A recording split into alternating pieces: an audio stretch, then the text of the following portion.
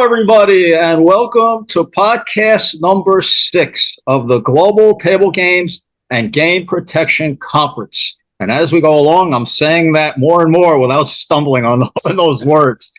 So tonight, we are going to talk about what's really, really important to all of you, and all of you know that already. You don't need to hear it from me, and that is training. All the benefits about training, all the possible problems about it, all the misconceptions about it. And to talk about this, I am joined, of course, by the host of this podcast, the casino guru himself, Michael Chapman. And now let's get to the guests. Now, when you talk about podcasts, I mean, I've been on a few. The guy here on my lower left, he's hosting many of them. Some of the best in the business. I've been on a few of them, but when you have guests, you have guests. When you have super guests, you have super guests. And we're in that super category tonight. And I really feel honored because, Michael, you and I have something in common. We both got interviewed by Mr. B in the know over there, didn't we? That's right. And now the shoe's on the other foot, right? Absolutely. I wonder if it's weird for him, Bennie. So our first guest needs no introduction, and I know that sounds like a 5-cent cliche, but it's really true. Bennie Mancino, otherwise known as Mr. Table Games, winner of the Lifetime Achievement Award for Excellence and Service to the Table Games industry, a Table Games director. And if that's not enough, perhaps now more than anything, he's also he has his own consulting business in table games. And if that's not enough, how about what you see in the back there? Be in the know, the table games and more. Be in the know, table games and more. I believe that's the official title of the podcast. You got it. And Bennie, if I had to sum it, you are the leading figure in table games as it stands now. I don't think anybody can disagree with that. Now, that said, let's talk about the other guy on this podcast as a guest, Paul Mollo. Paul, I just said that Bennie is the leading guy in table games. You are just the leading guy, period. Hey, Bennie's been on the earth a long time. Come on. Now, he had a head start. We're not going to start that foot of Christ stuff again. When I first saw Paul Mollo, it happened to be on one of the Be in the Know podcasts that Bennie was doing with his dear friend Paul Mollo. And I'm listening to this and I'm watching it and I'm saying, holy shit, man, this guy is right after The Sopranos. I got to get him to come to my conference, right? It was the first conference at the Excalibur of 2022. And I got to get him there, right? So I never met him. He probably never heard of me, and I sent him a LinkedIn message. I said to it. I always talk straight what I think, how I feel. I said, Paul, I just saw you on the Be in the Know podcast with Bennie Mancino, and you look like you walked right off the set of The Sopranos, and you got to come to my conference. I don't care what you do, you got to come, right? And then he sends me a LinkedIn message back. Well, that's funny. I was on The Sopranos 3 times, three appearances on The Sopranos, right? And I think you were their consultant for the casino scenes, right? Mm-hmm. And forget it. I'm not even going to mention the vice president of Pechanga and all that. Forget about it. Yeah. Right? Remember Johnny Depp and what was that called? Donnie Brasco. Forget about it. With Paul Mollo, I'm forgetting about it. And by the way, for those of you out there who have never been to the Global Table Games and Game Protection Conference, or have never heard about it, if you had not heard about the best thing that happened at the last year's Global Table Games and Game Protection Conference, it was this.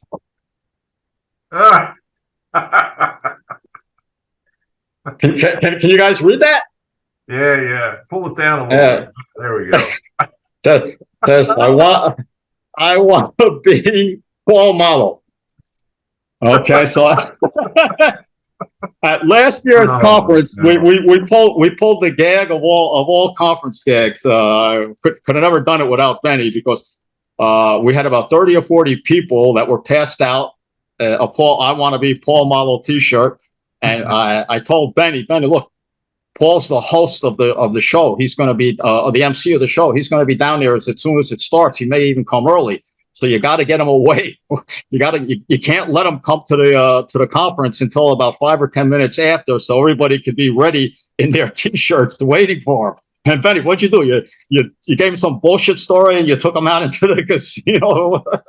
I can't remember. I think I stopped him and go heading that way and give him some kind of cock and bull to stagger his efforts. Yeah. But it worked. It worked great. Paul walked in, and the first thing you see is there's 40 people, men and women alike, wearing it. That was a good one, man. Yeah. Yeah. Well, I'm gonna put it like this. So Paul, you don't have to look at it during the whole podcast. Okay, so that was a lot of fun, and I thank you guys both for being here as guests. And Michael, I thank you again. You're doing a terrific job as the host of this gig. And take it away, Michael. So we're talking about training today, gentlemen. Something that I think we can all agree is woefully lacking in our industry. And one of the biggest things that's lacking is the whole silo effect of the industry. So I'm going to start with you, Bennie, because I know that you had some colorful words. What is your take on the siloing of training and the state of training in our industry today? Well, I put a poll up probably a couple of months ago, I think, and I asked everybody, when's the last time you trained? And it came back, 60% had been over a year and a half. So that's bad. And so when I'm talking about training, everybody's going to say, well, we just had Title 31 training last week. Well, no. I'm not talking about that kind of training. I'm talking about either some sort of game protection training or a game refresher training, which I think is needed once a year on every game. I think at a bare minimum. I think the problem is, Michael, that it's hard to quantify the value of that, right? When you're going to a CFO or a vice president of finance and you say, hey, I want to spend $30,000, $40,000, because you got to consider the payroll besides whoever you would have come in training. Sure. Boy, how do you justify that? If he just gets rid of me, well, he's going to have that number on the P&L the next month, right? But that training is a cloud number that we can't put a value on, and so that's where it's gotten away. And then you dribble in a little bit of COVID-19 for a good year, and everybody forgets what were we doing, And I don't know. I think it's going to be very hard to get back on track. I've had a couple of people ask me, how do I get that kind of floorman or what? I said, you're never going to get that kind of floorman. No. I said, that day is over. I said, the best you can do is do some workarounds to protect the games a little bit strategically, maybe technology.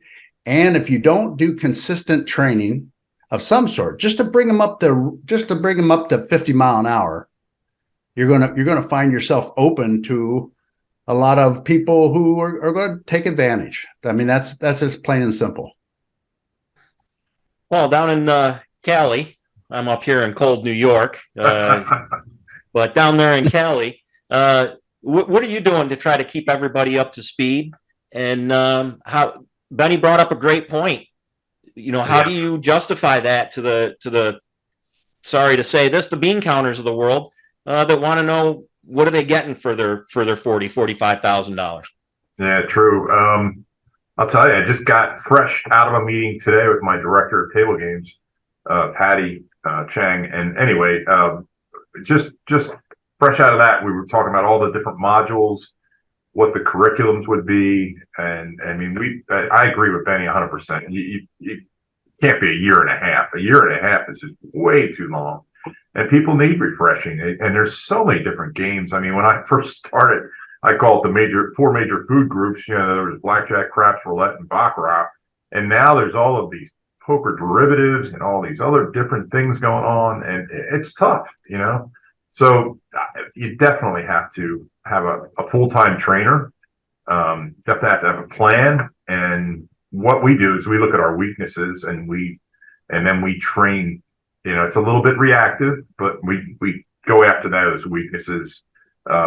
We had, you know, a card, you know, counting team coming in, and another team came in. They were the cup card and baccarat team to try to, you know, so we had to go through training on that. But again, that was it's tough not to be reactive, but you got to start somewhere. And I agree with Benny. Well, I'd like to get up to 50 miles an hour on all my people, but it's tough. But yeah, and it's extremely important.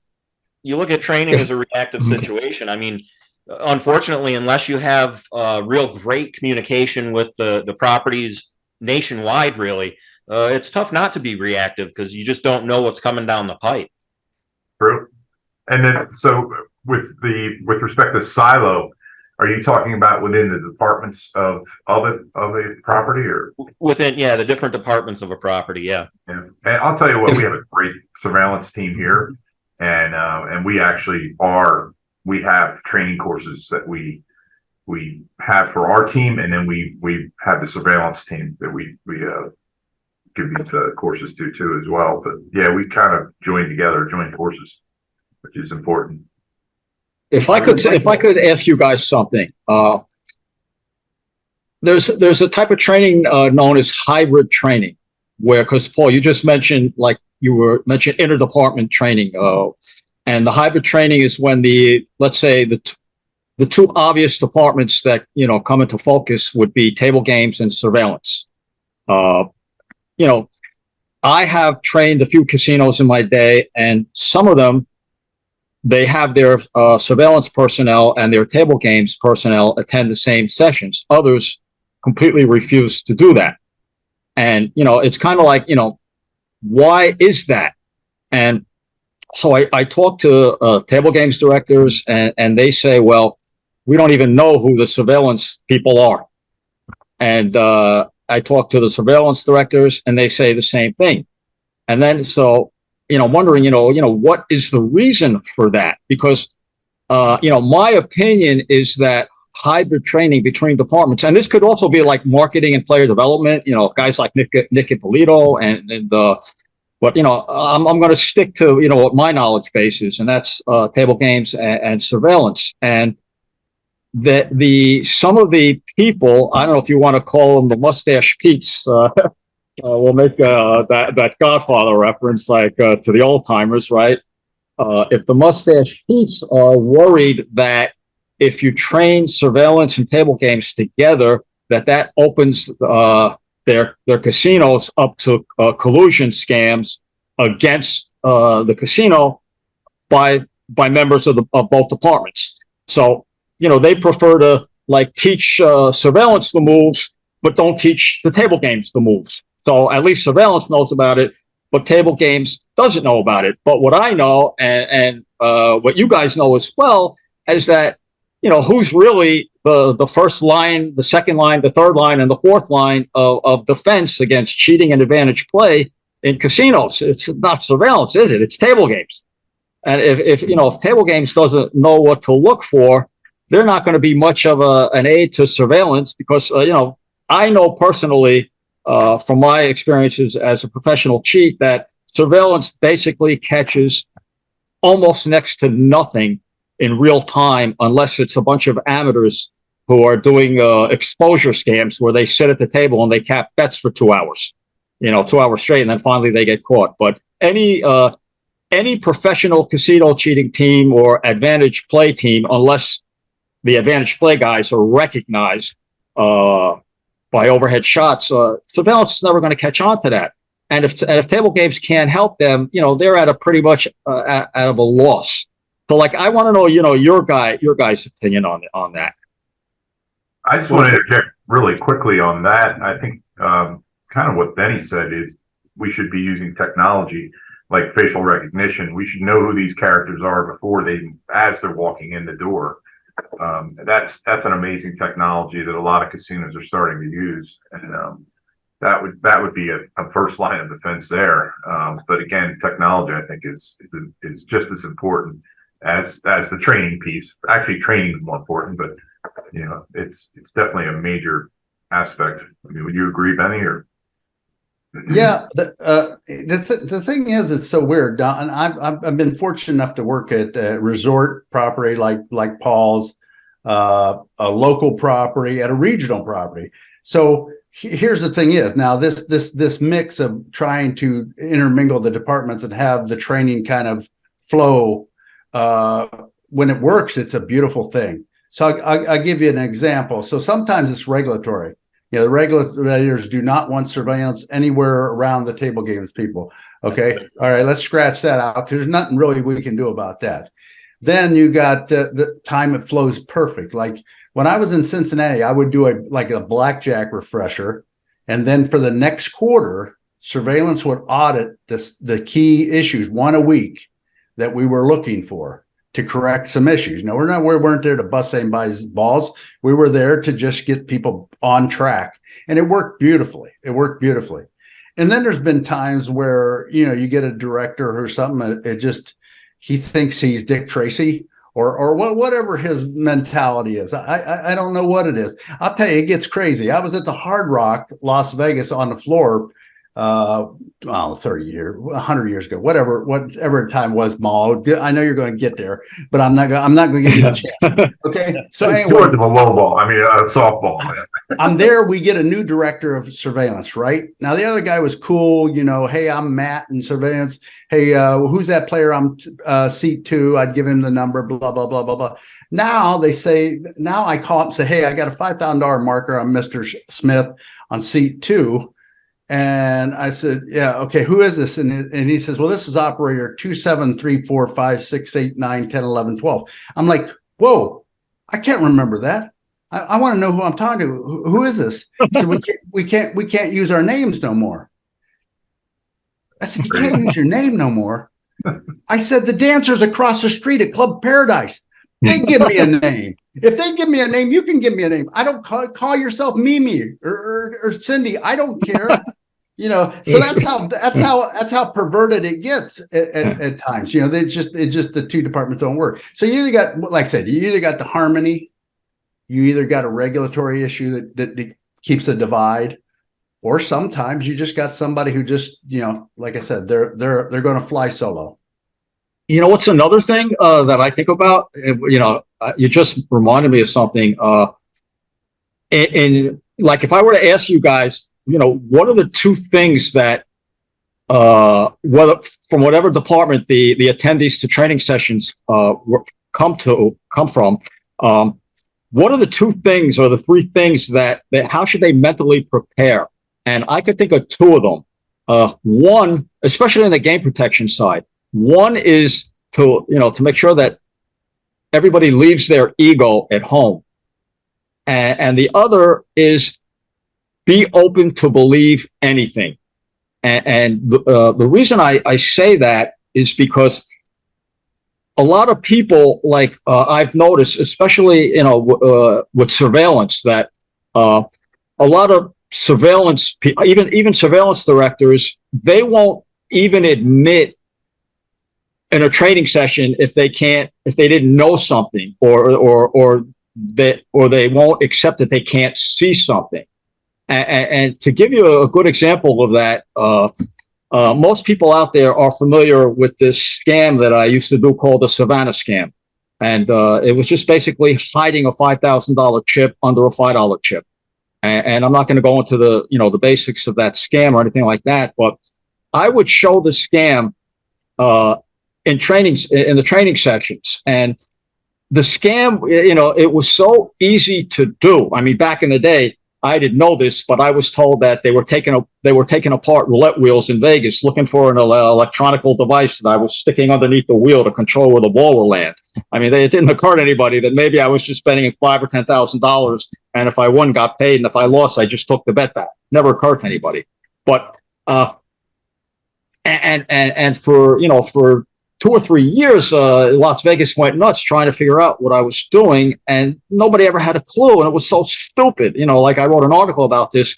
It was a KISS move. Keep it simple, stupid.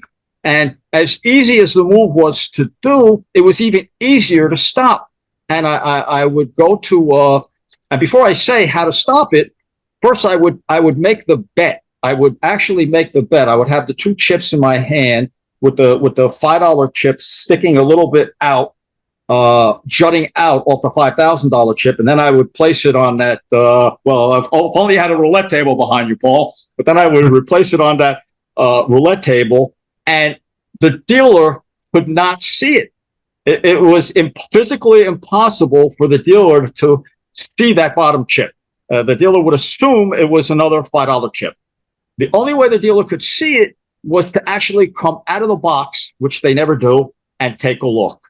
And when I would always have three people line up and go in the dealer's position and say, okay, can you see that $5,000 chip under there?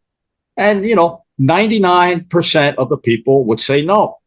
But then there was you shouldn't say that. I'd say 95% of the people say no.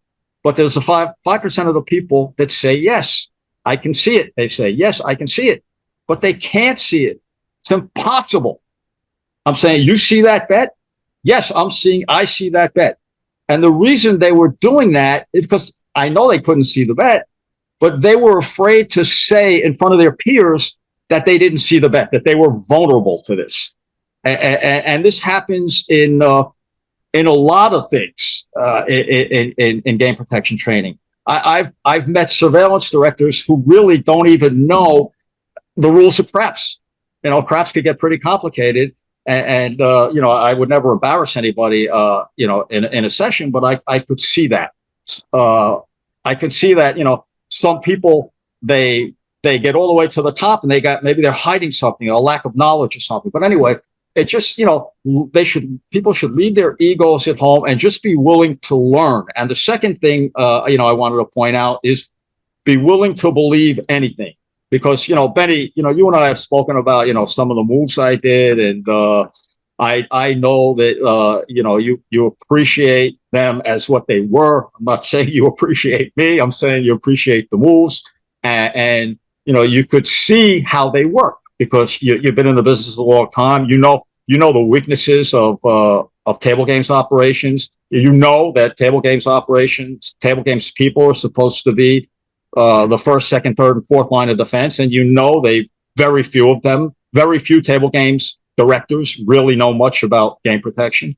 So you understand how these move works.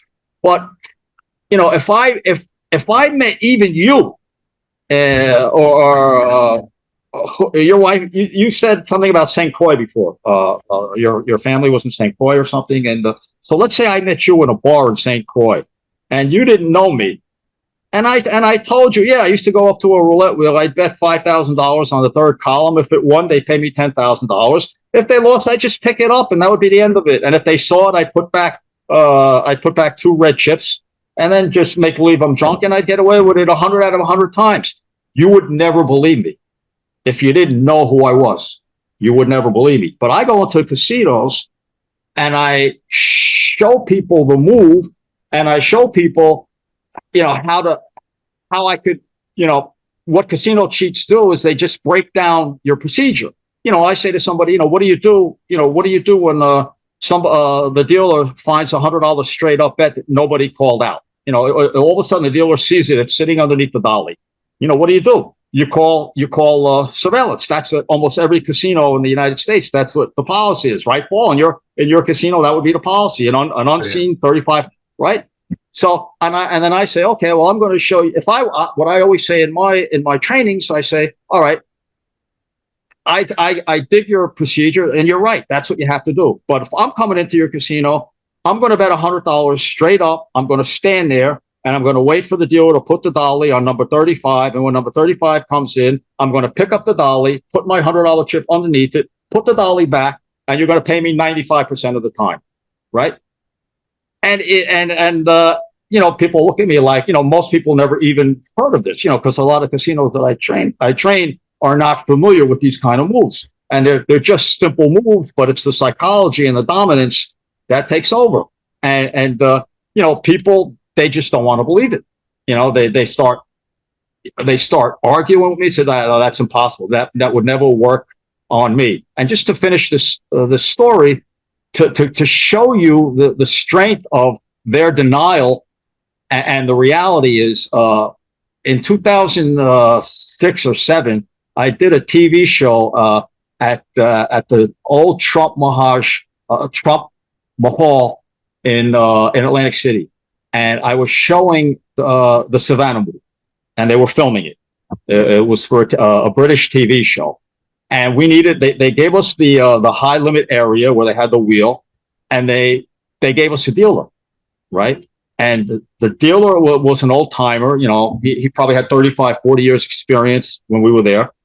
And the dealer was watching me show the Savannah, and he's shaking his head like this. And he's going, get out of here.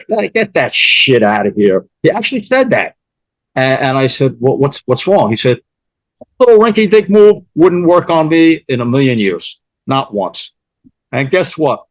When I was in the business, I kept records of every move I ever did, just like any other business. Who the dealer was, who the floor man was, did anybody get on the phone, everything.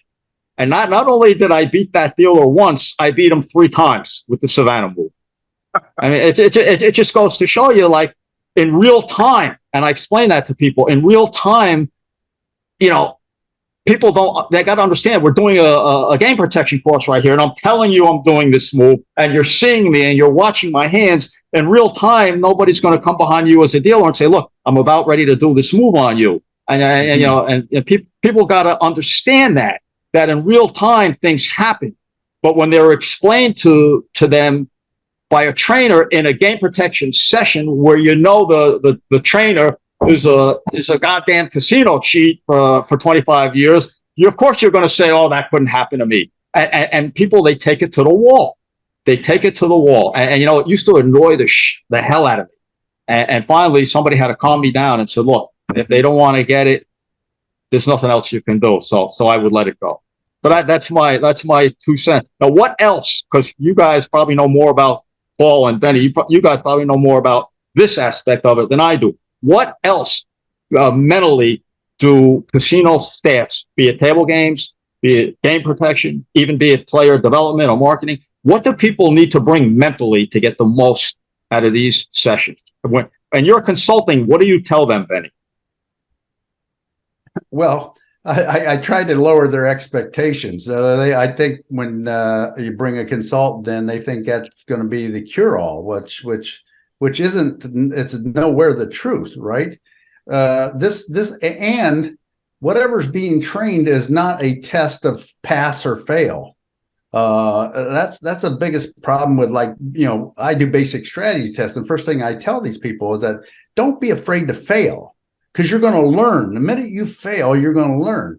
And that's something they got to come in with the willingness to fail, I would say. Because acceptance, absolutely. That goes with the ego, the acceptance, absolutely. I couldn't agree with you more. Yeah, I think you nail them all there. I mean, I would just say, they really need to be serious about this when they get this into the training class, because like we said earlier, this costs tens of thousands of dollars to have these training classes. They need to take it serious and check their ego at the door. I like that one. That's a good one. And what I fear a lot, and I've seen this in some comments that's been made on some of my posts, is that, that was good 20 years ago, or that doesn't work anymore. Or let me tell you what, the floor people are watching 8 to 10 games now. Wait a minute. Everything still works. Maybe, like I said, you need some backup with some technology or something else to help you, but this training still works to this day. It's key. It's key to a successful operation. And I don't think, Paul, if you went into a new place and you got a new job, and the CEO or whoever hired you said, Paul, you're not going to have a training department. You You know, you got 160 games here. We ain't got time to train people, and nobody wants to go to them anyway.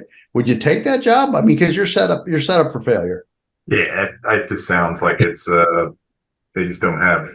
Yeah, I wouldn't work there. Yeah, it needs to be a professional setup, and training is such a big aspect. And like you said, Benny, it's the stuff that they say, 20 years ago that would have worked. Well, the greatest moves, the new moves that come, they're just nothing but better variations of the old moves, right? There's no. Let's look at Sean Benmar's move with the, talking people into a bet that was never even there in the first place. He's done this, and that's so. Could you have been trained to be aware that this possibility is out there? If anybody makes a claim that just nobody heard or whatever, would that have helped? Even if you were watching 6 games, now you got to go up and deal with this guy who's claiming that he had a bet. The dealer says, I didn't see that bet there. Well, you would know, right? Because you've heard about it, even though, and that's not 20 years ago stuff. This is stuff that's happening in the real world, like you said, in real time. And let me tell you what, he's not going to tell you, hey, by the way, I'm going to talk the dealer into putting my bet on the 6 when I actually bet the 8. People have a hard time. And people have a hard time believing that when you explain it. Yeah. Well, I think Benny, you really hit it on the head there with consultants not being the end all be all. A consultant's there to expose the weakness and to assist you getting to strength. He's not going to come in, or she's not going to come in, snap their fingers, and everybody's a genius anymore. That's not. You have to learn. You still have to learn the old way, and the old way is doing, seeing, and studying. Yeah, you're not going to get a 6-pack on day one. It ain't happening. It ain't never happening for me. But if it did, it wouldn't happen on day one. What about the player development marketing situation? Because I see our friend Nick Ippolito is killing it out there, and it seems to he seems to be bringing more of the intertwining departments. Like one thing we're doing at the conference this year is we have a session called "Is Surveillance is the relationship between your surveillance and marketing departments up to stuff?" And Nick always talks about is the relationship between player development and table games up to snuff. So it seems like he's brought a lot of emphasis on the importance of not necessarily training together, but maybe in certain aspects, table games, certain parts of training sessions, player development considered with table games people, or marketing with surveillance or whatever. What do you guys think about those? Because Paul, you mentioned it in the beginning, different departments. What do you right now it's basically just as far as hybrid training, it's basically just table games and surveillance, and maybe a little bit of marketing and player development. I don't know. What do you got? What's your take on that? When I first started here in 2020, I made sure I created those relationships with those departments, and then I talked about that. And there was we were living in silos here, and now we don't. But marketing, talking, and surveillance is a new aspect. I didn't even think about that, but maybe they should be. But I think all 3 departments should be communicating and talking about issues and yeah. Believe me, we've had so many different training courses going on that table games gets and surveillance gets, that we are intertwining those 2 departments, and I put it to great leadership in surveillance here. We really have a great surveillance team. It's amazing. No, I think something that you discussed earlier, you hit earlier in Benny as well, talking about the technology. And I think so many people now, they're so bought into technology. The technology is going to be my savior. I don't need to know game protection because the technology is going to get it. And we all know, we're all smart enough to know that that's not going to happen. Even the people saying it are smart enough to know that's not going to happen. But I think when it comes to bringing the training, or what I like to say is the education, it's bringing that knowledge and what to do with that knowledge between the departments, not just marketing and table games, not just table games and surveillance, but even down to EVS.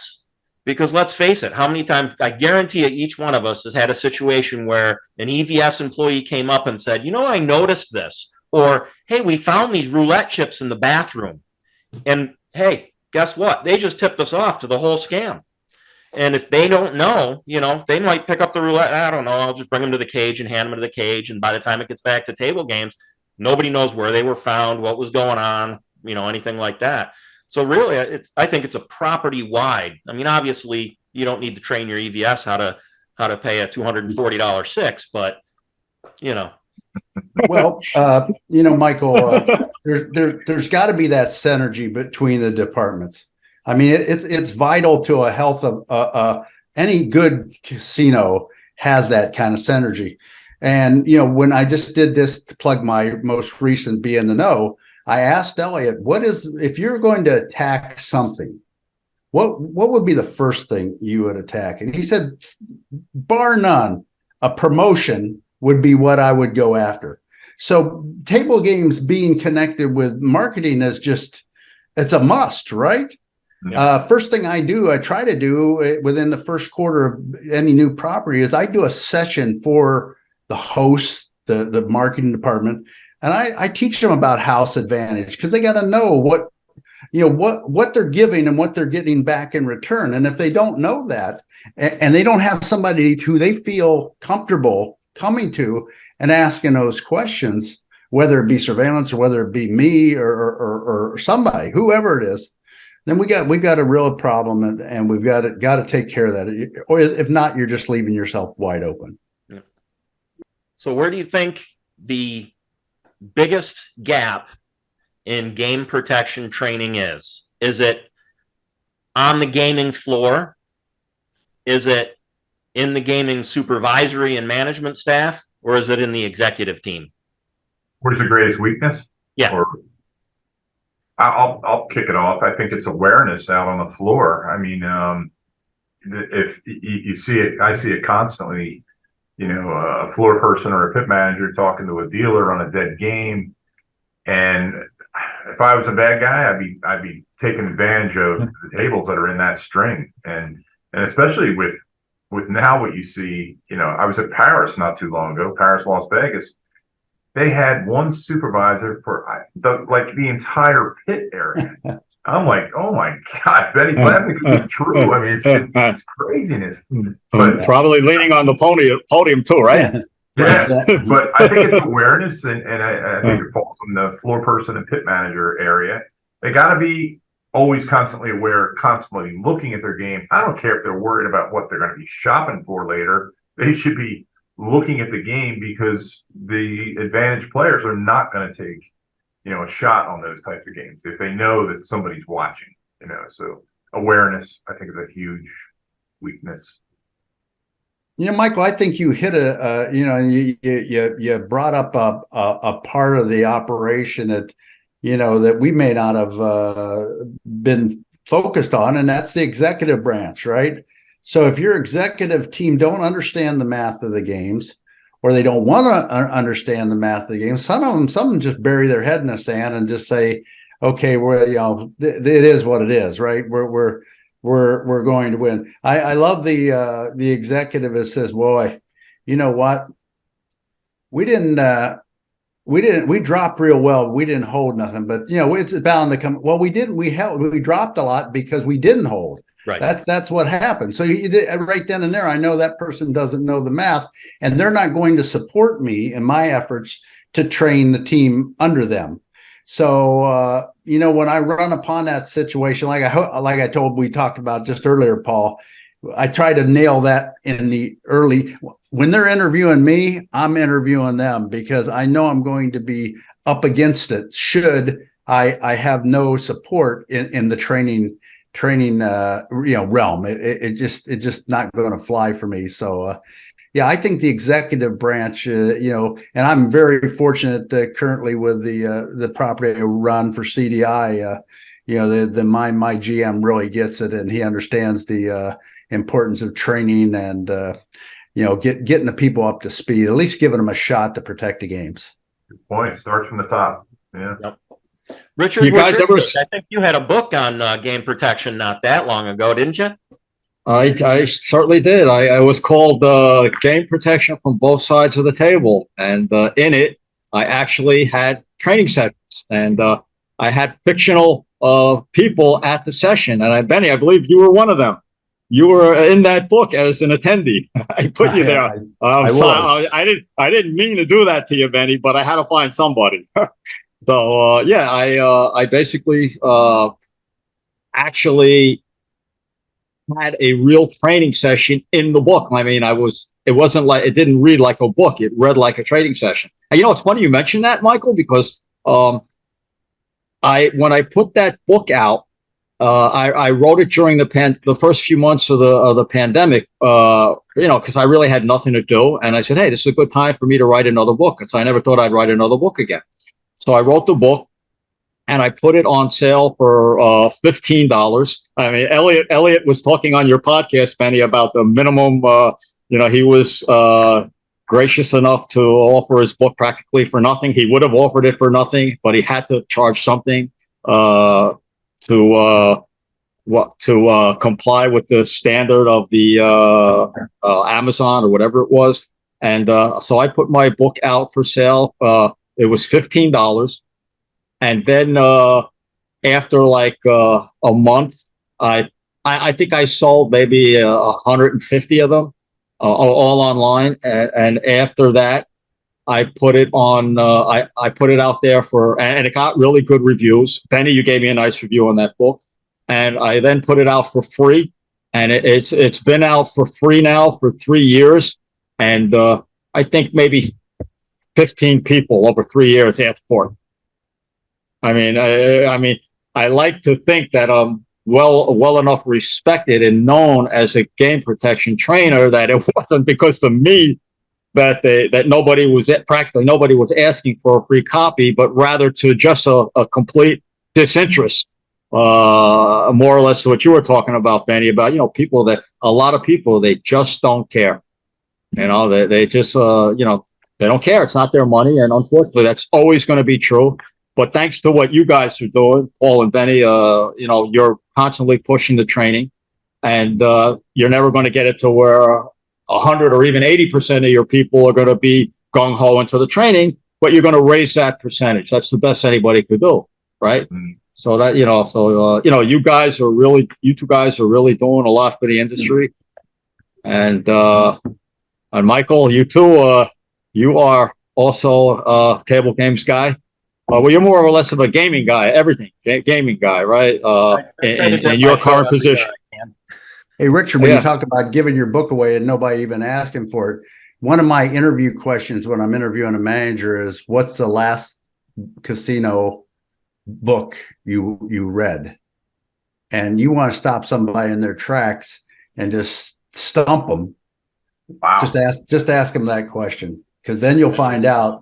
You'll separate the men from the boys. Well, I always look at all sorts of. No. What's the last one? Give me the title of it. Probably Paul Revere. Not Paul Revere. Lawrence Revere. Playing Blackjack is a Business, published in 1965, or Thorpe's book, right? Right. So something like that. No, but it's true. First of all, when you do a whatever training session it is, whatever department it is. You're going to have a certain percentage of the people that are there only because they have to be there.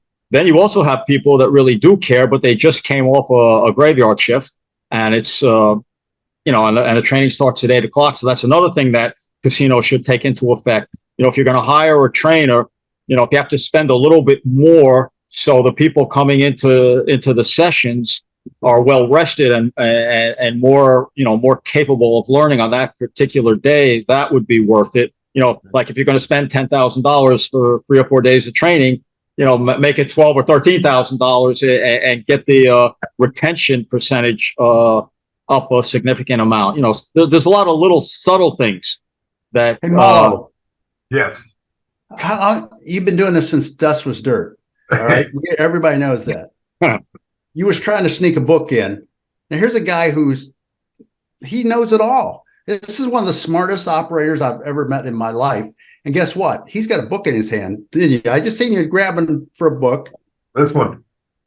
Right. Can you see it? Advanced play. Yep.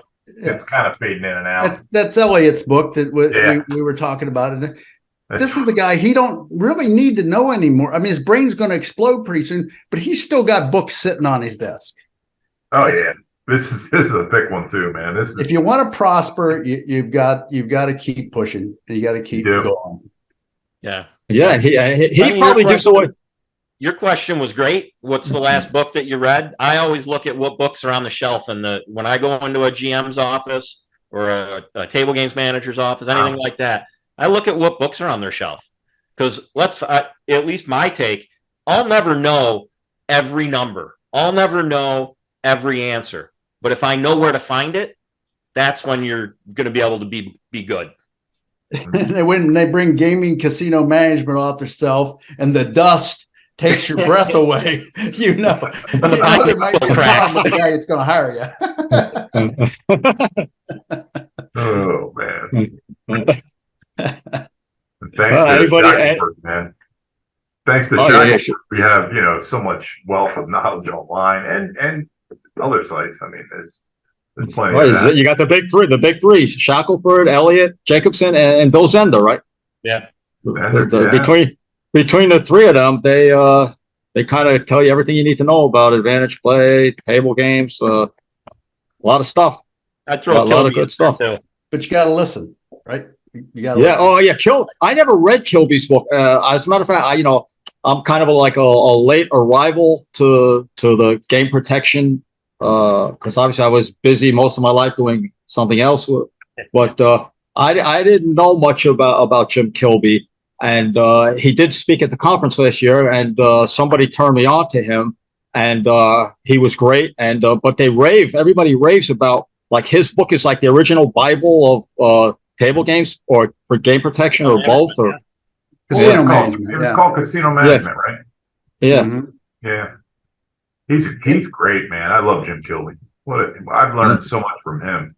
And Benny, to your point, I mean, if you stop learning, you stop training, and stop growing, then what are you doing, man? You got to just retire then. Get out of the business. Go find another job. But yeah, it's wow. That's a good point. So I just want to ask you one thing, Paul. How am I going to outdo it this year? How can I outdo this? Your gut's kind of hiding it, I'm thinking about something. What could I do? At the MC Paul Mollo this year working with Quay Edie. She is a little ball of energy if I've ever seen one. Very likable person. You two together are just going to be dynamite. But I'm thinking yeah.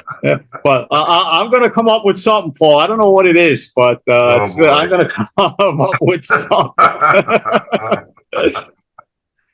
Oh man. So listen, guys. Anybody want to say anything? Final word? Just training and for Michael's sake, education. Right? I'll stick it out there and say anybody that doesn't think that they need to do things like attend these conferences and do training is ridiculous, because yes, 99.9% of the people that walk in our front doors are straight up honest gamblers. The problem is the ones that aren't wearing yellow jackets that say I'm a thief. So if you don't know how they're going to steal from you, you're going to get stolen from. Okay. Once again, thank you, Michael.